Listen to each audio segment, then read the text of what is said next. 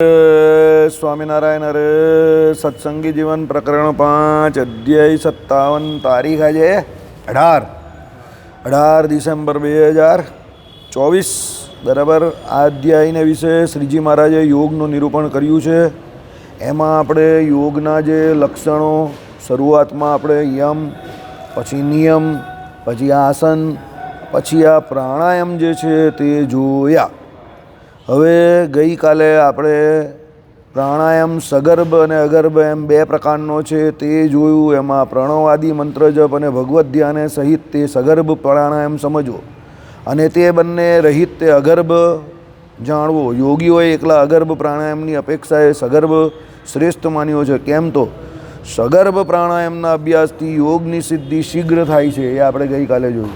મહારાજે જેમ સબીજ સાંખ્ય અને સબીજ યોગ એનું મહાત્મ્ય કહ્યું છે. એટલે મૂર્તિના અનુસંધાન સાથે જે પણ યોગ હોય કે સાંખ્ય હોય એ બંને મતને અનુસરનારા ભગવત પ્રાપ્તિ તરત કરે. પણ મૂર્તિના અનુસંધાને રહિત તો 100 જન્મ સુધી એમ કહે કે જીવાએ કરીને આકાશને ચાટવો અને કોઈ પણ પ્રકારનો સ્વાદ એ આવે નહીં એવી વાત છે. એટલે મૂર્તિના અનુસંધાન વગર કંઈ પણ કરેલું કાર્ય એટલું જલ્દી સફળ થતું નથી. એટલે અહીંયા પણ પ્રાણાયામમાં પણ સગર્ભ જે પ્રાણાયામ છે મૂર્તિના અનુસંધાન સાથેનો એને વખાણ્યો છે. હવે આગળ બંને પ્રકારનો પણ આ પ્રાણાયામ પૂરક, રેચક, કુંભક, શૂન્યક ભેદથી 4 પ્રકારનો કયો છે. તેના લક્ષણો પણ કહું છું તે સાંભળો. જેમ મુખમાં ધારેલા કમળનાળથી જળ આકર્ષાય છે તેમ બાહ્ય વાયુનું નાસિકાથી જે આકર્ષણ તે પૂરક કયો છે. આભ્યંતર વાયુને બહાર કાઢી નાખીને હૃદયાકાશને શૂન્ય એટલે ખાલી કરીએ દેવો તે યોગ નિષ્ણાતોને રેચક કયો છે. બરાબર. પહેલાં આપણે પૂરક સમજીએ. શું કહ્યું? બાહ્ય વાયુનું નાસિકાથી જે આકર્ષણ તે પૂરક. પૂરકનો અર્થ જ એ થાય કે વાયુ બહાર જે હવામાં ચાલતો હોય, કારણ કે હવામાં વાયુ તો હોય જ અને આપણી અંદર પણ વાયુ હોય, તો આપણે શું કરીએ? હવામાં જે બહાર વાયુ હોય આકાશમાં કે અવકાશમાં એને જે અંદર આપણે ભરીએ એ પૂરક કહેવાય. આપણે બહારથી શું લઈએ? ઓક્સિજન લઈએ. તે ઓક્સિજન આમ કરીને તમે જે લેવ એ પૂરક કહેવાય. કારણ કે એના દ્વારા આપણે શું કરીએ છીએ? વાયુ પૂરીએ છીએ અંદર. પછી શું કરીએ? આભ્યંતર વાયુને બહાર કાઢી નાખીને હૃદયાકાશને શૂન્ય કરીએ. અંદર જે હોય એ વાયુને આપણે બહાર કાઢીએ. આ એક બાજુથી ભરવાનો ને એક બાજુથી ખાલી કરીએ. તો જે ખાલી કરીએ એટલે હૃદયાકાશ શૂન્ય થઈ જાય. તો એને રેચક કયો. પૂરક, રેચક. બંને પણ ઉચ્છ્વાસ નિશ્વાસ ગતિને રોકીને જળપૂર્ણ કુંભના જેવી જે નિશ્ચર સ્થિતિ તે કુંભક કયો છે. બંનેને રોકી રાખ્યા. કોને? એટલે લેવાને પણ અને આપવાને પણ. આમ જ્યાં રોકવું એટલે અહીંયાથી આમ રોકે ને, આ જો અહીંયાથી એટલે શ્વાસ બંધ થઈ જાય. એને શું કહેવાય? જળપૂર્ણ કુંભના જેવી નિશ્ચર સ્થિતિ. આખું ભરેલું હોય પાણીનું બેડલું અને એની અંદર કોઈ પાણી જાય નહીં ને પેલો ઘડો હોય તો આખો આમને આમ સ્થિર થઈ જાય વજનને કારણે, પછી હલે પણ નહીં. એને કુંભક સ્થિતિ કહેવાય. કુંભમાં જળનું જેમ એમ નિશ્ચરપણે પ્રાણવાયુનું અંદર અવસ્થાન તે કુંભક માન્યો છે તેવું સૂત્ર છે. એટલે આમ કરીને બેસી ગયો હોય. બરાબર. એને શું કહ્યું? કુંભક. બાહ્ય આંતરસ્તંભવ વૃત્તિ ઇતિ. રેચક બાહ્ય વૃત્તિ છે, પૂરક આભ્યંતર વૃત્તિ છે, કુંભક સ્તંભ વૃત્તિ છે. બરાબર. પૂરકમાં અંદર પૂરવાનો છે, રેચકમાં શું કરવાનો છે? બહાર કાઢવાનો છે. અને કુંભક સ્તંભ વૃત્તિ છે. સ્તંભ એટલે એક જગ્યા પર સ્થિર થઈ જવું, તે stable, steady, steady man, steady. अभी कुछ किलने करने का नहीं, हालने का झूलने का बिल्कुल नहीं. अभी अपन है ना तेरे को देखेगा, तेरा मस्त एकदम फोटो गिराएगा. स्टेडी रहने का. चलो. हे બ્રહ્મન, બુદ્ધજનોએ આ કુંભક આભ્યંતર બાહ્ય એવા ભેદથી 2 પ્રકારનો કયો છે. હવે આમાં એ કુંભક બી 2 પ્રકારનો, બાહ્ય અને આભ્યંતર. તેમાં મુને, હે મુને, તેમાં અપાન એટલે પાયુમાં વર્તતા મૂળાધાર ચક્રમાં પ્રાણનો સંરોધ તે આભ્યંતર કુંભક સમજવો. પ્રાણ એટલે શું? તો નાભીમાં વર્તતા અનાહત ચક્રમાં અપાનનો સંરોધ તે બાહ્ય કુંભક સમજવો. બે પ્રકારના કુંભક છે. તેમાં કયા કયા? એક તો અપાન એટલે પાયું, પાયું એટલે નીચેનો ભાગ આપણો જે કહ્યો ને તે. કયા શરીરમાં આવે પાયું? કેમાં આવે? કયા શરીરમાં આવે? સૂક્ષ્મ શરીરમાં આવે. સૂક્ષ્મ શરીરમાં શું શું આવે બોલો? 5 જ્ઞાનેન્દ્રિયો આવે ને 5 કર્મેન્દ્રિયો આવે. 5 જ્ઞાનેન્દ્રિયોમાં શું આવે? શ્રોત્રત્વ, રસના, ચક્ષુ અને ગ્રહણ. અને 5 કર્મેન્દ્રિયોમાં શું આવે? વાક, પાણી, પાદ, પાયુ એટલે ગુદા અને ઉપસ્થ. બરાબર? એટલે શું કહ્યું? અપાન વાયુ જે છે તે પાયુમાં વર્તતા મૂળાધાર ચક્રમાં પ્રાણનો સંરોધ. બરાબર? એટલે શું કહ્યું તે સાંભળો પહેલાં. મૂળાધાર ચક્ર નીચેના ભાગમાં આવે આપણા. જે આપણો ગુદાનો ભાગ હોય એની ઉપરનો ભાગ જે કહેવાય ને એને ત્યાં મૂળાધાર ચક્ર કહેવાય. હવે એ મૂળાધાર ચક્રની અંદર પ્રાણનો સંરોધ કરી દેવો, એટલે પ્રાણને રોકી રાખવા ત્યાં અભ્યાંતક કુંભક સમજવો. કારણ કે અંદરની સાઈડ પર છે ને એટલે અભ્યાંતર એટલે અંદરનો કુંભક. હવે સાંભળો. પ્રાણ એટલે નાભીમાં વર્તતા અનાહત ચક્રમાં. અહીંયા નાભીની અંદર અનાહત ચક્ર આવેલું છે. એમાં અપાનનો સંરોધ એ બાહ્ય કુંભક. કારણ કે આ બહારની જગ્યા પર છે એટલે બાહ્ય કુંભક નાભી. પેલું અંદરની જગ્યા પર છે. બરાબર? એટલે આભ્યાંતર કેવું કે આંતરિક કુંભક. બરાબર? કુંભકનો અર્થ શું થાય પહેલાં એ સમજો. સ્થિતિ રાખવી તે જે પ્રાણ જે છે એટલે જે પ્રાણ વધતા આવ્યા એટલે વાયુ જે છે એને રોકી રાખો એ કુંભક કહેવાય. સ્ટેબિલિટી. નીચેના ભાગમાં તે આભ્યાંતર અને અહીંયા નાભી પાસે તે બાહ્ય. સમજો. આ તમને એટલા માટે સમજાવું છું કે આગળ આ બધું આવશે ને તો થોડું થોડું યાદ રાખવું પડે. નહીં તો પાછા પાના પલટાવવા પડશે આમ તેમ. કારણ કે આમાં કોઈ એક્સપર્ટ નથી. બરાબર? આખા સંપ્રદાયમાં કોઈ એક્સપર્ટ નહીં હશે. માન 2-5% ભૂજના સંતો કરતા હશે તો એને ખબર હશે. બાકી આ કોઈ ના કરતું એને કંઈ ખબર હોય નહીં. એ તો ચોપડું ખોલવું પડે. હવે સાંભળો. તેમાં પૂરક ધીમે ધીમે 16 પ્રણવો વડે કરવું અને રેચક 32 પ્રણવો વડે કરવું અને કુંભક 64 પ્રણવો વડે કરવું. આ સ્તરે પ્રણવો કાળ માત્રના લક્ષક છે. એટલે 16 પ્રણવ ઉચ્ચારે એટલા કાળથી પૂરો કરવો એમ બીજા પણ જાણી લેવા. હવે આ જે કરવાના છે તે પ્રણવનાદ તમારે કરવાનો છે. કેટલો સમય માટે કરવા? બરાબર? તો પહેલો શું કહ્યું તે સાંભળો. પૂરક ધીમે ધીમે 16 પ્રણવો વડે કરવાનો છે. પૂરક એટલે પૂરવાનો જે છે તે 16 વખત પ્રણવનાદ કરવાનો. ઓમ ઓમ ઓમ એમ કરીને અંદર લેવાનું. આવી રીતે 16 વખત ઓમ કરીને આમ અંદર લેવાનું. નાકમાંથી નાસિકામાંથી લેવાનો છે. હા, અંદર લેવાનું. બરાબર? પ્રણવ એટલે નાદ જે આવે ને, પ્રણવ એટલે ઓમકાર. એનો આમ નાદ કરતાં કરતાં આમ લેવાનો ધીરે ધીરે ધીરે અંદર. હા, શ્વાસ એટલે વાયુ બધો બહારથી લેવાનો. રેચક 32 પ્રણવ વડે લેવાનો. રેચકમાં શું કરવાનું છે પહેલાં બહુ સમજો. પૂરકમાં લેવાનો, રેચકમાં બહાર કાઢવાનો. હવે જે લીધો હોય એ બહાર કાઢવાનો તે રેચક દ્વારા. એમાં 32 પ્રણવ વડે એને બહાર કાઢવાનો. હવે આ બધી રીત જે છે પેલો શીખેલો એ જ કરી શકે. જે ના શીખેલો એ ના કરી શકે. ચોપડીમાંથી વાંચીને બધું કામ થતું નથી. બરાબર? વર્ષો પહેલાં એક પુસ્તકની બુક પર લખેલું કે ભાઈ આ પ્રમાણે આમ કરવાથી આ વસ્તુ આમ બની જાય. વસ્તુ તો નહીં બની ગઈ, બીજું બની ગયું એ લખેલું હોય. પણ એમાં એક પછી કુકિંગ એક્સપર્ટ જોઈએ એટલે એને એ ખબર હોય. શીરાની રેસીપી જેવું છે કે શીરામાં ઘી જોઈએ, ખાંડ જોઈએ, રવો જોઈએ, દૂધ જોઈએ અને પછી મસાલા માટે જે કંઈ સૂકો મેવો હોય તે બધું જોઈએ. પણ પહેલાં શું નાખવાનું એ ખબર હોવી જોઈએ. પહેલાં પાણી નાખી દઈએ તો લાઈ બની જાય. પાછળથી ગમે એટલું ઘી નાખો કંઈ કામનું નહીં. એટલે પેલો કુકિંગ એક્સપર્ટ જે કંઈ હોય રસોઈઓ એ જોઈએ કે પહેલાં ઘી હોય અને ધીમી આંચે થવા દેવું પડે. પછી અંદર ધીમે ધીમે ધીમે ધીમે રવો છોડવાનો. પછી રવો અંદર બરાબર સાંતરાય એટલે ધીમે ધીમે ધીમે ધીમે કરીને અંદર શું નાખવાનું? છેક છેલ્લે દૂધને પાણી નાખો ત્યારે જ નાખો. અને ખાંડ સૌથી છેલ્લે નાખવાની. એટલે ધીરી ધીરી આંચે ખાંડ નાખો એટલે બધી ખાંડ અંદર ઓગળતી જાય અને તમારો શીરો જે પહેલાં પેલો ઘીથી ને એનાથી ઢીલો થઈ ગયો ને એમાં ચમકારો આવે. આ વ્હાઈટ વ્હાઈટ શીરો જે દેખાય તે છેલ્લે ખાંડને કારણે દેખાય. એમાં ચમક જે આવે ને તે ખાંડને કારણે આવે. સમજો? બરાબર? હવે જેને બનાવતા નહીં આવડતું હોય તે શું કરે? પહેલાં પાણી નાખે એની અંદર રવો નાખી દે એટલે લાઈ બની જાય મસ્ત. કઢીમાં પણ એવું બેસનનું માપ બનાવતા નહીં આવડે તો બહુ ફરક પડી જાય. કઢી બરાબર, ચટણી અને પાતુળી, આ ત્રણના માપમાં બહુ ગરબડવાળું છે. પાતુળીમાં જેટલી છાશ લેવું એટલું જ બેસન લેવાનું, તો જ પાતુળી બને તમારી, નહીં તો ન બને. કઢી જે છે એમાં સૌથી ઓછું બેસન લેવાનું.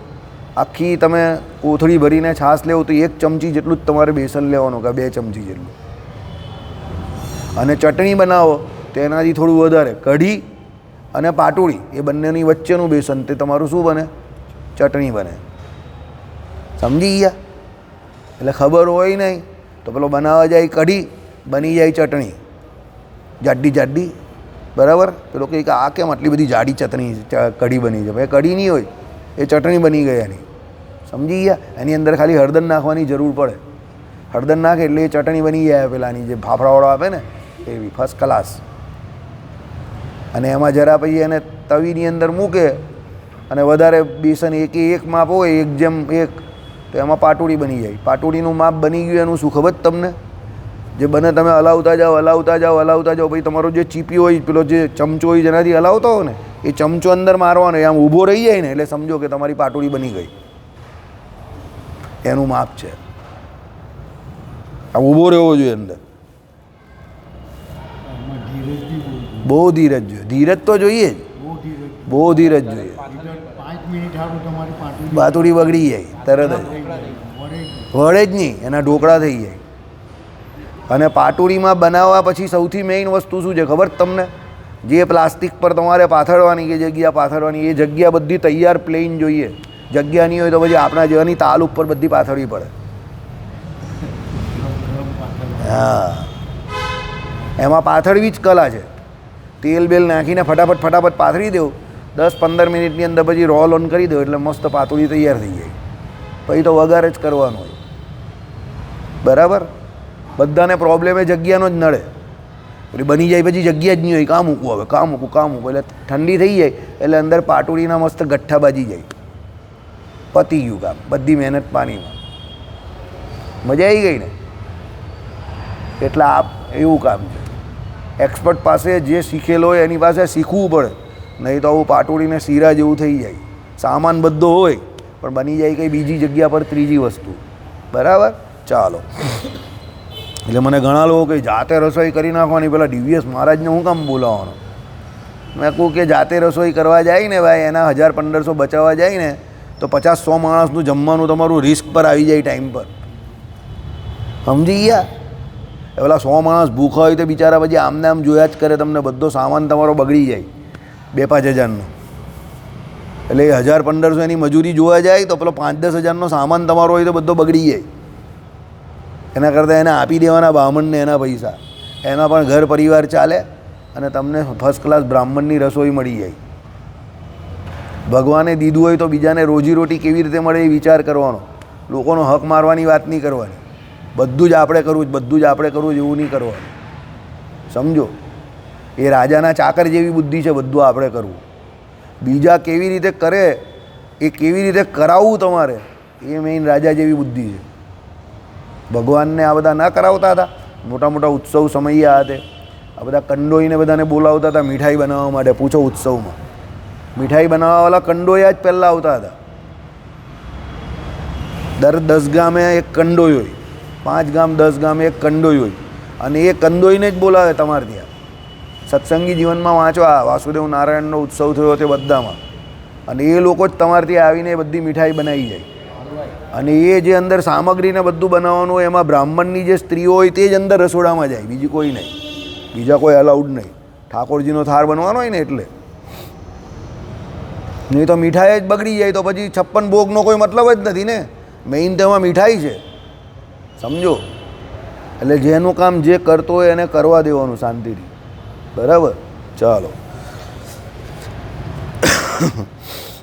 હવે આગળ શું આવીએ? હા, કુંભક 64 પ્રણવ વડે કરવાનો છે, કારણ કે અંદર સ્થિર રાખવાનો જ ને સૌથી વધારે. 64 વખત પ્રણવ બોલવાનો ઓમકારના. બરાબર. ઓકે. અથવા યોગી આળસે રહિત થઈ યથાશક્તિ આ રેચક પૂરક કુંભક લક્ષણ પ્રાણાયામને મનથી વિષ્ણુ ગાયત્રીના અનુસ્મરણપૂર્વક કરે. વિષ્ણુ ગાયત્રી મંત્રનો જપ બહુ જરૂરી છે અને ગાયત્રી મંત્રનો જપ બહુ જરૂરી છે. બ્રાહ્મણ માટે વિષ્ણુ ગાયત્રી મંત્ર, સાધુઓ માટે, ત્યાગીઓ માટે વિષ્ણુ ગાયત્રી મંત્ર અને આપણા માટે ગાયત્રી મંત્ર બહુ જરૂરી છે. પાવર હાઉસ છે, એન્જિન ચાલે ધન ધનાઈને એનાથી. પ્રત્યક્ષ સૂર્યનારાયણની ઉપાસના કરવા માટેનો જો કોઈ મંત્ર હોય તો ગાયત્રી મંત્ર છે. કારણ કે એ પરબ્રહ્મ પરમાત્મા પુરુષોત્તમ નારાયણનું નિરૂપણ સાક્ષાત કરે છે પ્રત્યક્ષ રીતે. અને ઉર્જાનું સૌથી મોટું સ્ત્રોત આ જગતને વિશે કોઈ જીવતા જાગતા દેવ હોય તો કોણ છે? સૂર્યનારાયણ છે. બરાબર. એટલે તમે જોજો ભગવાને ઘણી બધી જગ્યા ઉપર આ વિષ્ણુ ગાયત્રી મંત્રના જપની અને ગાયત્રી મંત્રના જપની આજ્ઞા કરેલી છે. હા, એ વાત એકદમ સાચી છે કે સંપ્રદાયમાં આ બધી વસ્તુઓ બહુ ગૌણ થઈ ગઈ છે અત્યારે. ગૌણ થઈ ગઈ એના કરતાં વધારે સારા શબ્દોમાં કહીએ તો એને ગૌણ કરવામાં આવી છે ઇન્ટેન્શનલી. એનું કારણ એવું છે કે અમુક માણસોને આ બધું ગમતું નથી એટલે એ લોકોએ કરવું નથી. એટલે તમને શું એકને એક વાત કર્યા કરે, બસ સ્વામિનારાયણ ભગવાન મળ્યા, સ્વામિનારાયણ સ્વામિનારાયણ કર્યા કરે, સ્વામિનારાયણ સ્વામિનારાયણ કર્યા કરે. બીજું કંઈ કરવાની જરૂર જ નથી. બીજું કંઈ કરવાની જરૂર ન હોય. આ બધું લખે કેમ? શિક્ષાપત્રીમાં ભગવાન કેમ લખે? સત્સંગી જીવનમાં ભગવાન કેમ લખે? સમજો. બરાબર. ચાલો. આથી ભગવાન નામ મંત્રાદિકનું સ્મરણ પણ જાણી લેવું. એટલે એ તમે જે કંઈ કરો એની જોડે ભગવાનના નામ જે મંત્ર છે એનું સ્મરણ કરવાનું પણ કહ્યું. તેમાં દક્ષિણ નાસાપુટમાં પિંગળા નાદી રહી છે. દક્ષિણ નાસાપુટ, દક્ષિણ એટલે કયો? જમણો. નાસા એટલે આ બાજુ, એટલે આ જમણો ભાગ. અહીંયા પીળાની જે છે તે પિંગળા નાડી રહી છે. વામ નાસાપુટમાં ઈડા નામની નાડી રહી છે. અહીંયા ઈડા. બરાબર. તેમાં પિંગળામાં સૂર્ય અને ઈડામાં ચંદ્ર રહ્યો છે. બરાબર. અહીંયા જે આ પીળા છે તેમાં કયો શું રહ્યો છે? સૂર્ય અને આમાં ચંદ્ર. તે પિંગળા ઈડા નાડી, આ કેશુ સ્વામીને આવડતું હતું ને બધું. મધ્ય સુષુમ્ના નાડી જાય, અહીંયાથી સુષુમ્ના નાડી જાય. તેમાં અગ્નિ રહ્યો છે. બરાબર. એટલે આમાં સૂર્ય, આમાં ચંદ્ર અને આમાં વચ્ચેથી અગ્નિ રહ્યો છે. એ અગ્નિ એ પેલો પ્રકાશ જે કહ્યો ને, સીધો પ્રકાશનો માર્ગ, તે અગ્નિ જેવો જે કહેવાય તે પ્રકાશ તે જાય બ્રહ્મરંધ્ર સુધી. એ સુષુમ્ના નાડીમાંથી બ્રહ્મ સુષુમ્ના માર્ગમાંથી અહીંયા એ સુષુમ્ના નાડીમાંથી જે માર્ગ રસ્તો એ અહીંયા બ્રહ્મરંધ્ર સુધી પહોંચેલો છે તે. વામ નાસામાં રહેલી ઈડા નાદીથી પૂરક કરીને પછી કુંભક કરીને દક્ષિણ નાસામાં રહેલી પિંગળા નાદીથી ધીમે ધીમે રેચક કરે. આ વામ નાસા જે છે ત્યાંથી શું કરવાનો છે? પૂરક કરવાનો. એટલે અહીંયાથી શ્વાસ અંદર લેવાનો. સમજી ગયા? બરાબર. ત્યાંથી શું કરવાનું છે? પછી કુંભક કરીને દક્ષિણ નાસામાં રહેલી પિંગળા નાદીથી ધીમે ધીમે રેચક કરે. એટલે અહીંયા પછી કુંભક એટલે અટકાવવાનો.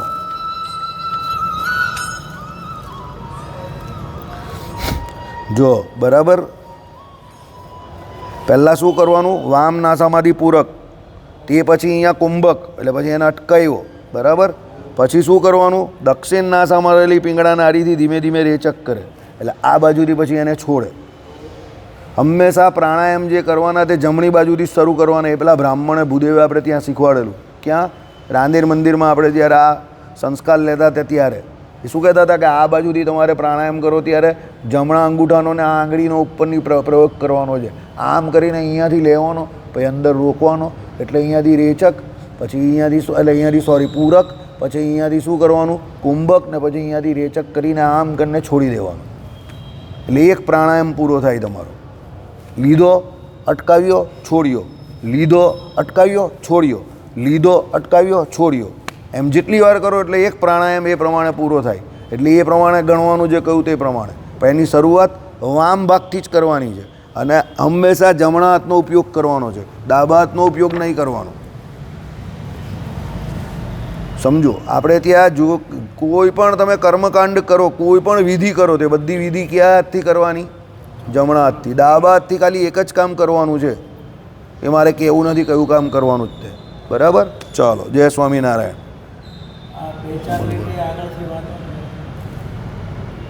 વામ નાસામાં રહેલી ઈડા નાદીથી પૂરક કરીને, એટલે આ વામ કયું આગળનું અંચાઈ ગયું? હમણાં વાંચ્યું ને ત્યાંથી આખું 5-6 લાઈન વાંચી નાખો.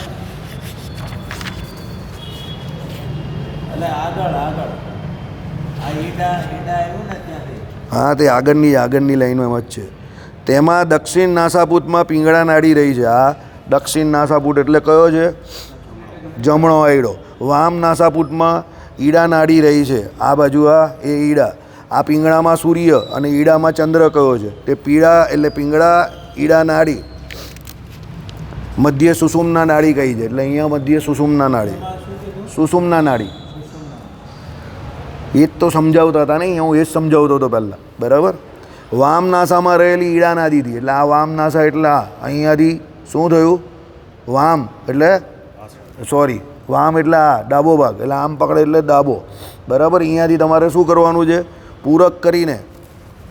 પૂરક એટલે શું? પહેલાં આવી ગયું એ પ્રમાણે પૂરવું એટલે અંદર લેવું. બરાબર. એટલે લીધો. પછી કુંભક એટલે અહીંયા અટકાઈ રાખવાનો અને અહીંયાથી બહાર કાઢવાનો. દક્ષિણ નાસામાં રહેલી પિંગળા નાદીથી ધીમે ધીમે રેચક કરે. રેચક એટલે છોડે. અથવા યોગ સાધક પિંગળાથી પૂરક કરીને પછી કુંભક કરીને ઈડાથી રેચક કરે. બંને વાત સાચી છે. કારણ કે પેલા બ્રાહ્મણે શીખવાડેલું એ મને યાદ હતું. સમજો, મને કોઈ પણ વસ્તુ કોઈએ પ્રેક્ટિકલ શીખવાડેલી હોય ને એ યાદ રહી જાય. મારો પહેલેથી આ સિદ્ધાંત છે. મને કોઈ પ્રેક્ટિકલી કોઈ પણ વસ્તુ શીખવાડે ને એ મને યાદ રહી જાય તરત જ, વન ટાઈમ શોર્ટમાં. એ હું નહીં ભૂલું કોઈ દિવસ. હું ભૂલી જાઉં કઈ વસ્તુ ખબર? કોઈના નામ હોય, માથાકૂટ હોય, એ બધું હું ભૂલી જાઉં. એ બધું હું યાદ જ નહીં રાખું. એ બધું મગજમાં રાખીને કંઈ ફાયદો નહીં. છોડો. બરાબર. Gossips I don't like gossips. Any type of gossips I don't like. પેલાની વાત, આની વાત, આણે આમ કર્યું, પેલાએ આમ કર્યું, આ આવવાનો છે, પેલો જવાનો છે, એમાં કોઈ રસ નહીં. બરાબર. એટલે શું કહ્યું? પિંગળાથી પૂરક કરીને પછી કુંભક અને ઈડાથી છોડે. બંને રીત બરાબર છે. આમથી કરો કે આમથી કરો, અહીંયા અટકાવવાનું છે. સમજો, કારણ કે સુષુમ્ના અહીંયા આવેલી છે. અટકાવવાનું અહીંયા કેમ છે? અહીંયા સુષુમ્ના અહીંયાથી જાય છે. એટલે આપણે કામ કોનું છે? સુષુમ્નાનું કામ છે. પણ આ બંનેનો એની સાથે રોલ બને છે. એટલે કારણ કે આપણો માર્ગ જે છે તે સુષુમ્નાથી સીધો બ્રહ્મરંધ્ર સુધી જાય છે. એટલે અહીંયાથી ભરો, અહીંયા અટકાવો, અહીંયાથી છોડો. અહીંયાથી ભરો, અહીંયા અટકાવો, અહીંયાથી છોડો. બંને સેમ છે. બરાબર. ચાલો હવે સાંભળો. હળવે હળવે અભ્યાસ કરેલા પ્રાણાયામથી યોગીના રોગનો નાશ થાય છે. આ શબ્દ સમજવા જેવો છે. હળવે હળવે કામ કરવાનું છે આમાં, ઉતાવળે નહીં. યોગી જે પણ કોઈ હોય છે તે શાંત પ્રકૃતિના હોય છે અને હળવે હળવે જ કામ કરે. ભોગી જે બધા હોય તો ઉતાવળિયા હોય. યાદ રાખજો. કારણ કે ભોગી માણસને હંમેશા ડર હોય કે કોઈ મને જોઈ ન જાય, કોઈ મને જોઈ ન જાય. એટલે એ હંમેશા ઉતાવળમાં કામ કરે. ચોર હોય તો હંમેશા ઉતાવળમાં કામ કરે. સાહુકાર હોય તો શાંતિથી બેઠો બેઠો કામ કરે. સમજી જાઓ, આ સિદ્ધાંત જ છે. એટલે જે યોગી છે, જે ભજન કરવાવાળો છે, એ શાંતિથી ભજન કરશે. જેને બીજું કંઈ કામ કરવું છે તે આમ તેમ જોશે, આમ તેમ ને પછી આમથી તેમથી જે કંઈ કરવાનું એ કરને રફુ ચક્કર. વહેલા ઉઠવું પડે ભાઈ, 3:30 4 ઉઠવું પડે. ચાલો. અને યોગ સિદ્ધ થાય, અન્યથા તો ત્વરાથી યથાકંચિત પ્રાણાયામ કરે તો વિપર્ય એટલે રોગ મહાન થાય. યોગ કરવાથી, ઉતાવળે યોગ કરવાથી શરીર બગડે છે. રામદેવજી કાયમ જ કહે છે, કપાલભાતિ તમે કરો કે અનુલોમ વિલોમ તમે કરો અને એ જલ્દી ઉતાવળા કરો તો ઉલટાનું અંદર મગજમારી થશે અને તમારા જે શરીરના જે કોઈ આમ બ્લડ પ્રેશર છે કે કબજિયાત છે એમાં બહુ સારા છે, કફ ઉપદ્રવમાં. પણ ધીરે ધીરે કરવાનું, ઉતાવળ નહીં કરવાની. ઉતાવળે કરવા ગયા તો ઉલટી એની આડઅસર આવશે શરીર ઉપર. શરીરને સ્ટ્રેસ પહોંચતો એવું લાગે ને એટલે છોડવું, તમે કંઈક ખોટું કરી રહ્યા છો. તમે કરો ને આ બધું તો તમે રિલેક્સ થવા જોઈએ. આમ ધીમે ધીમે ધીમે ધીમે આમ હળવે હળવે કરો તો મજા આવવી જોઈએ, તમને આનંદ આવવો જોઈએ. કરો પછી થાક નહીં લાગવો જોઈએ. એવું થાક લાગે એટલે સમજવાનું સમથિંગ રોંગ, કંઈક ખોટું કરી રહ્યા છો કે આ બોડીમાં કંઈક ખોટું છે. એટલે રામદેવજી જોજો હંમેશા કોઈ પણ પ્રાણાયામ કે આસન હોય ને તો તરત કહેશે આ રોગ થયો હોય તો આ ન કરે, એવું કહે. નહીં તો પછી એના એ ભાગને વધારે સ્ટ્રેસ પહોંચે તો વધારે હેરાન થાય બિચારો. બરાબર. ચાલો. દાખલા તરીકે જે દોડે ને તે હાર્ટ માટે બહુ સારું છે, પણ એ નોર્મલ જેનું હૃદય હોય એના માટે. પણ જેનું હૃદય ઓલરેડી ઇમ્પેરમેન્ટવાળું છે, સમજો, કોલેસ્ટ્રોલનો પ્રોબ્લેમ નહીં, એણે બહુ દોડવાનું નહીં, નહીં તો એને તકલીફ પડે. બરાબર. નહીં તો એ બીજાને દોડતા કરી નાખે. એટલે દોડવું એ હૃદય માટે બહુ સારું છે, પણ જેનું હૃદય ખરાબ છે એને નહીં દોડવાનું. આઈડિયા આવી ગયો કે વખતે એને ધીરે ધીરે કામ કરવાનું છે. એટલે આમ જે રૂટીનમાં દોડતા હોય તમે 1 કિલોમીટર 2 કિલોમીટર 5 કિલોમીટર કામ ભાગીને કામ, એ શરીર હૃદય માટે બહુ સારી વસ્તુ છે. સંસ્કૃત પણ એવું કહે છે ધાવનમ, એટલે દોડવું. ધાવક કયા ને એને, દોડનાર જે હોય ને એને ધાવક કયા છે સંસ્કૃતની અંદર. તો એ ધાવક જે હોય એનું હૃદય બહુ મજબૂત થાય. પણ એકચ્યુઅલી વસ્તુ કેવી છે કે જેને હૃદયના પ્રોબ્લેમ થઈ ગયા હોય ઓલરેડી 50 55 60 વર્ષે, પછી એને દોડવાનું નહીં, એને પછી સેટ બની જવાનું. આમ ડૂમ નાડી છે બોલો. એકવાર મેં આ પ્રશ્ન પૂછ્યો. હા હા આ નાડી છે ચેતાતંત્રની છે કે લોહીની છે? હા એમાં આપણે નાડી બંને નથી. બરાબર છે. પણ આ તો તમારા આયુર્વેદનો પ્રશ્ન છે. આ તમારા આયુર્વેદનો પ્રશ્ન છે, તમને આ આયુર્વેદમાં જ મળશે. કારણ કે ચેતાતંત્ર આપણે જે વાત કરીએ છીએ ને એકચ્યુઅલી તે એનો સૌથી સારામાં સારું ક્લેરિફિકેશન આપણે એલોપેથિકમાં છે. ચેતાતંત્ર જે નર્વસ સિસ્ટમની આપણે જે વાત કરીએ છીએ ને એનું જે ક્લેરિફિકેશન જે છે તે એલોપેથિકમાં વધારે છે. એટલે હું કહું છું કે આ જે આ નાડી છે આમાં એ બંને જે જાણતો હોય એને તમારે પૂછવું પડે. જે બંનેને જાણતો હોય ને એલોપેથિક પણ અને આયુર્વેદિક પણ. એ બોલા તમારે એમડી ડૉક્ટર છે ને એ બાજુ એ વચ્ચે કાંઈ ટ્રીટમેન્ટ કોની કરાવી? મેં નિલેશે કરાવેલી એ. હા હા હા પેલો સાગર, તન્મય સાગર, એને ખબર હશે, એને પૂછી લેવા ચાલે. હા એ પણ એ જગ્યા પણ નથી હવે, એ બંગલો છોડી ગયો. એ એમડી હતો આયુર્વેદિક. એટલે અહીંથી સુરત છોડી? હા એ સુરત જ છોડી ગયા. એનો પેલું બંગલાનું ભાડું નહીં ભરાયું એનાથી ભાઈ, એ બંધ થઈ ગયું એનું. તો ક્લિનિકમાંથી એટલું આવક આપણે ત્યાં એટલો કન્સેપ્ટ નથી ને સાહેબ આયુર્વેદિકનો. રિઝલ્ટ હોય ને મોંઘું પણ બહુ પડે. ગુજરાતી હતા એ? ના ના ગુજરાતી નહીં હતા, બહારના હતા. એના અહીંયા સોશિયલ કોન્ટેક્ટ હોય ને ના હોય નહીં હોય. બાકી એની ટ્રીટમેન્ટ સારી હતી હે, દવા બવા સારી આપતી. હોય તો પૂછી લો. નંબર નિલેશ પાસે હશે કદાચ ફોન નંબર.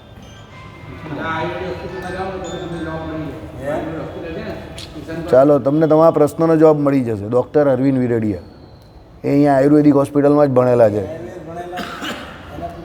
એને એ હોશિયાર છે, એ નોલેજેબલ માણસ પણ છે. એ ગપ્પે ગપ્પાવાળો નથી, એ હોશિયાર માણસ છે. ચાલો તમે મને આગળ પણ આ પ્રશ્ન પૂછેલો, પણ મેં તમને ત્યારે પણ એ જ કહ્યું કે એમાં આપણે છે ને કોમ્બિનેશન બંનેનું જાણતા નથી ને એ તકલીફ છે. એલોપેથીવાળા એલોપેથી જાણે. અગત્યનો છે આખું આપણે આ યોગ છે ને એ આખું બોડીનું જે સાયન્સ છે ને એ આપણા એકચ્યુઅલી બોડીનું જ સાયન્સ છે. ના આ આયુર્વેદ પર જ છે, આખું આયુર્વેદ પર છે. આ જે ઈડા પિંગળા તમે જે કેવું છે આ બધું આયુર્વેદ પર છે તમારા. પણ આ ચેતાતંત્ર ને એ બધું તમે કહો ને તેનું ક્લેરિફિકેશન વધારે એલોપેથિકમાં જ છે. પણ 100% હશે તો ખરું જ આયુર્વેદિકમાં, પણ એના નામ કંઈ અલગ હશે, પણ હશે તો 100% ખરું જ. આપણે એટલું ડેપ્થ એમાં નામનું નોલેજ નહીં, પણ ચેતાતંત્ર પણ છે, હોય છે તો હોય તો ખરું જ. લોહીની નળીઓ એટલે રુધિરાભિસરણ તંત્ર પણ છે, કાર્ડિયોવાસ્ક્યુલર સિસ્ટમ. ચાલો ઓકે. એટલે ત્વરાથી ન કરવું, નહીં તો વિપર્ય એટલે રોગ મહાન થાય અને યોગની અસિદ્ધિ થાય. પ્રતિદિન પ્રાતઃ મધ્યાહને સાયાહ્ને અને અર્ધરાત્રે 20 કુંભકોને ધીમે ધીમે કરે. બરાબર. કુંભક એટલે શું? અંદર ભરીને રાખવાનો તે પેલો વાયુ ભરીને રાખે ને 20 વખત. બરાબર. ક્યારે ક્યારે કરવાનો? પ્રાતઃ એટલે સવારે, મધ્યાહન એટલે બપોરે, સાયાહ્ન એટલે અને અર્ધરાત્રે. બરાબર. એટલે અર્ધરાત્રે એટલે આપણે જ્યારે 10 વાગી જાય, 11 12 વાગી જાય ત્યારે. બરાબર. કારણ કે પહેલાં તો અર્ધરાત્રે એટલે લોકો વહેલા સૂઈ જતા હતા, એટલે 11 12 વાગે અર્ધરાત્રે જ કહેવાય. આપણે ત્યાં 11 12 વાગ્યા સુધી સૂનારા ઓછા હોય, જો વહેલા ઉઠનારા હોય તો. લોકો મોડા ઉઠતા હોય તો બધા 12 વાગે 1 વાગે ઊંઘી જતા હોય. ચાલો 4 સમયમાં મળીને કુલ 80 કુંભકો થાય. આ ઉત્તરોત્તર વૃદ્ધિક્રમથી 80 પર્યંત કુંભકો કરવાનું જાણવું, પણ એકદમ નહીં. એટલે એક વખત જે 20 કરે છે એની જગ્યા પર એક વખત જ પછી 80 કરવું જોઈએ એમ. પણ કેવું? ધીરે ધીરે ધીરે ધીરે. બરાબર.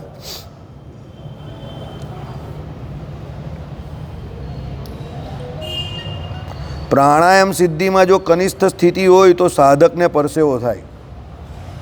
હવે એ આપણી સ્થિતિની વાત કરે છે કે ભાઈ આપણે કેવા હોઈએ તો આપણે કેવા પરિણામ મળે. એટલે આપણે જે કહ્યું ને કે ભાઈ તમારી સ્થિતિ કેવી રીતે, કેપેસિટી કેવી છે તે જોવાની. પહેલાં શું કહ્યું સાંભળો. તનિષ્ઠ સ્થિતિ હોય તો સાધકને પરસેવો થાય, મધ્યમ સ્થિતિમાં કંપારો થાય, ઉત્તમ સ્થિતિમાં વારે વારે આસનથી ઉત્થાન એટલે ઊંચું ઉપડવું થાય,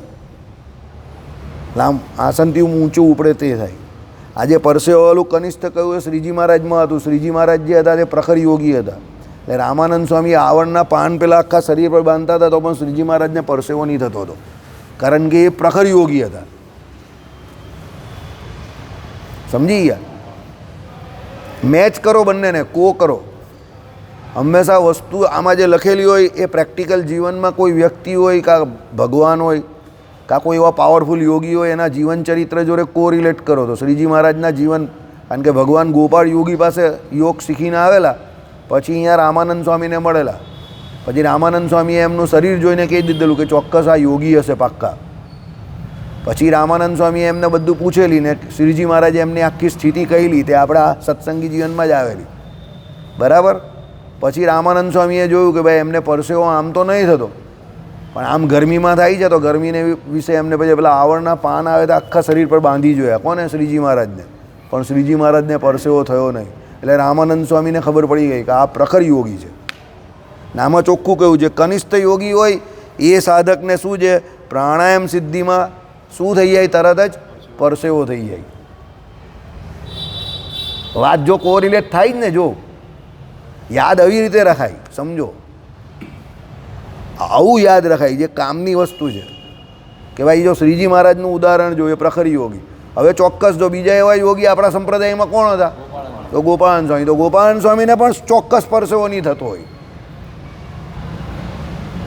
અને આપણે જરા પણ કંઈ પણ કામ કરીએ એટલે આપણે પરસેવા તરત થવા માંડે. એટલે આપણે યોગી, જય સ્વામિનારાયણ. હજુ આપણે યોગી નહીં થયા તો પછી સમાધિ તો કાઢી થવાની. સમજો? બરાબર? કેશુ સ્વામી લઈને બેઠા. કેશુ સ્વામી બહુ ઇનોવેટિવ વ્યક્તિ હતા. કેશુ સ્વામીને શું હતું, કેશુ સ્વામી T20ના ખેલાડી જેવા હતા કે નવા નવા સ્ટ્રોક કેવી રીતે ઇન્વેન્ટ થાય. હા, પૂછેલો તમે અહીંયા આવેલા ત્યારે જ પૂછેલો. ના, અહીંયા આવેલા ત્યારે પૂછેલો તમે, ગયા વર્ષે જ પૂછેલો. એ મેં તમને કહું ને, કોઈ આયુર્વેદનો નિષ્ણાત હોય ને આચાર્ય, એને જ ખબર પડે, કારણ કે આ ભાષા જે છે ને એ લોકોને જ ખબર પડે, બાકી બીજાને ના ખબર પડે.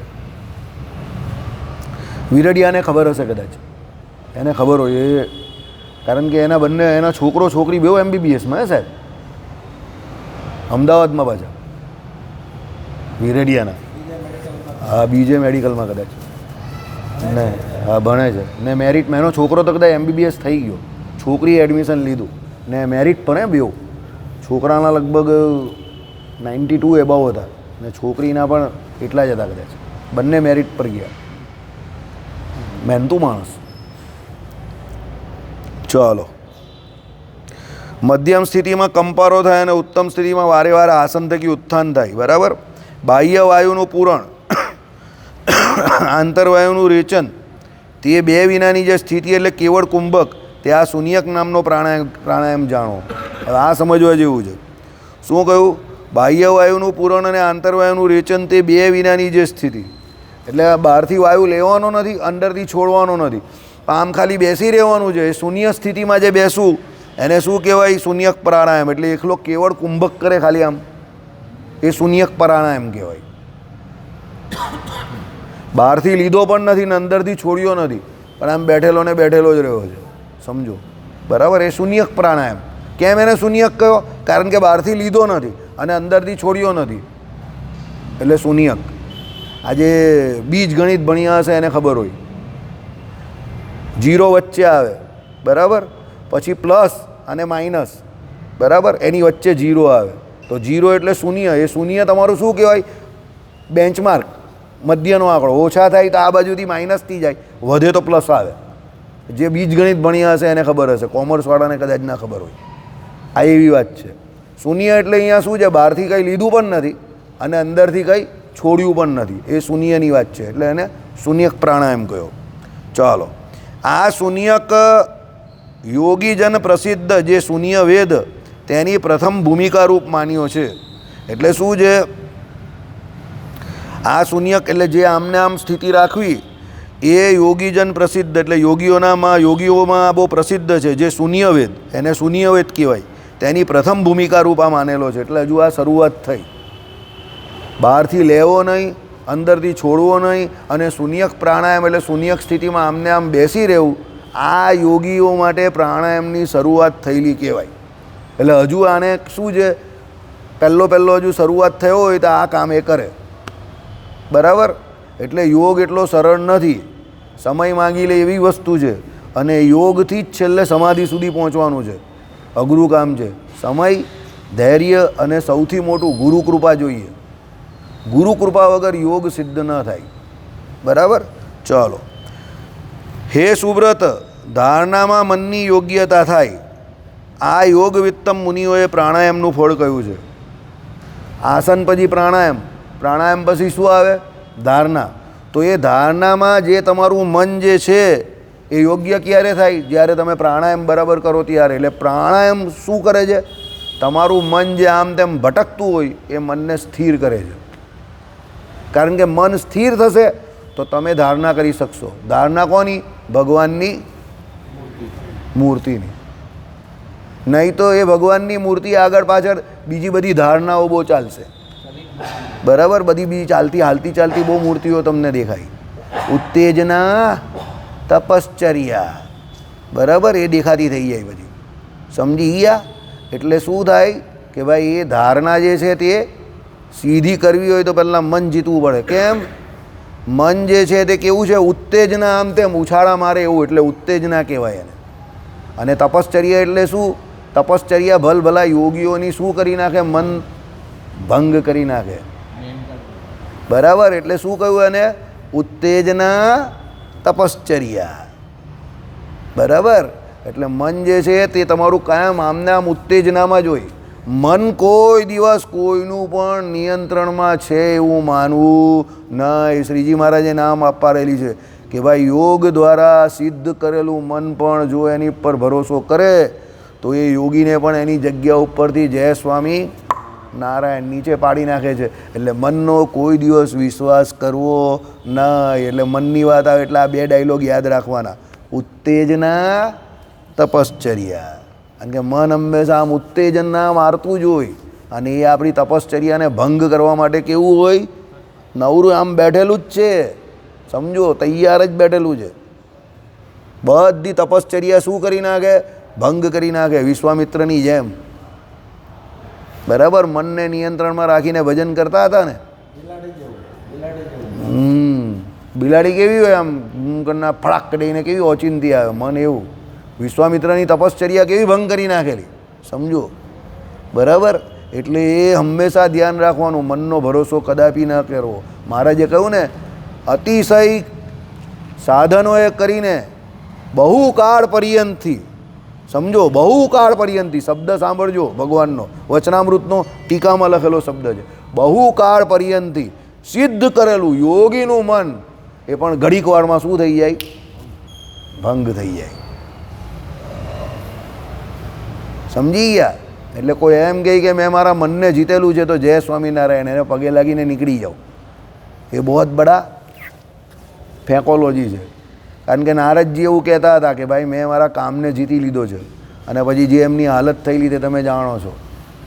કોઈ પણ વસ્તુનો કે કોઈ પણ ક્રિયાનો સમજજો, યાદ રાખજો, કોઈ પણ વસ્તુનો, કોઈ પણ ક્રિયાનો કે કોઈ પણ વ્યક્તિનો કોઈ દિવસ પણ દાવો કરવો નહીં કે આ વ્યક્તિ મને ધોકો નહીં દેશે, આ વસ્તુ મને ધોકો નહીં દેશે, કે આ ક્રિયા હું બહુ પરફેક્ટ કરું છું, આ વ્યક્તિ બહુ પરફેક્ટ છે, કે આ વસ્તુ બહુ પરફેક્ટ છે, કે હું જે આ કરું છું તે બધું બહુ પરફેક્ટ છે, એવો દાવો કોઈ દિવસ કરતા નહીં. કારણ કે જ્યારે તમે જે ક્રિયામાં કે જે વ્યક્તિમાં કે વસ્તુમાં દાવો કરો એ જ તમને ભવિષ્યમાં ધોકો દે.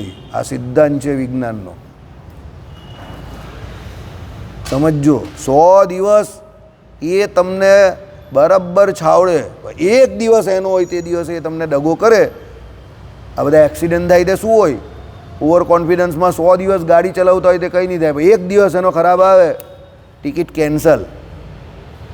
સમજી ગયા? એટલે કોઈ દિવસ મનનો ભરોસો કરવો નહીં. એટલે ધારણા કરતી પહેલાં, આ કરતાં પહેલાં મનને જીતવું જરૂરી છે. એના માટે આ પ્રાણાયામ કરવામાં આવે છે. કુંભકની આમાં સૌથી વધારે વેલ્યુ એટલે કહી કે કુંભક દ્વારા પેલો વાયુ અંદર સ્થિર કરવામાં આવે, અને સ્થિર વાયુ હોય તો શું થાય? મન સ્થિર થાય અને તમે ભગવાનની મૂર્તિની ધારણા કરી શકો. આ તમને લોજિક સમજાવવા માટે આટલી મહેનત કરું છું. બાકી આ કરતાં તો મને પણ નથી આવડતું, મારા પપ્પા રંજીતભાઈને પણ નથી આવડતું, એમના પપ્પા ચીમનભાઈને પણ આવડતું હતું નહીં. સમજી ગયા? ચાલો.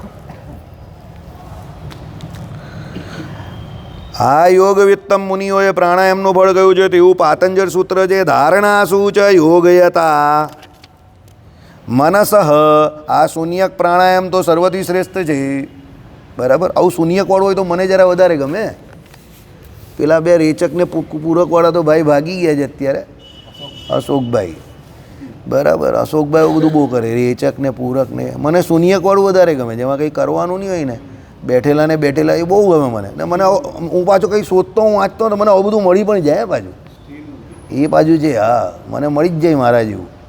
બરાબર? એટલે હું આમ કોઈક વખત વિચાર પણ કરું કે કદાચ આપણે ખોટા હોઈએ, ચાલની કંઈક કામ બામ કરીએ, હલીએ બલીએ, બાજુ ફરીને આવું જ કંઈ આવી જાય.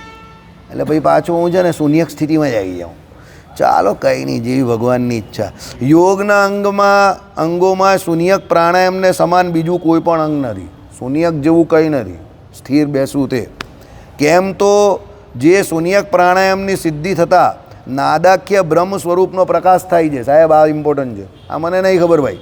આ નાદાખ્ય બ્રહ્મ સ્વરૂપનો પ્રકાશ તમે મને પૂછશો કે કેવી રીતે થાય તે મને નહીં ખબર. સોરી.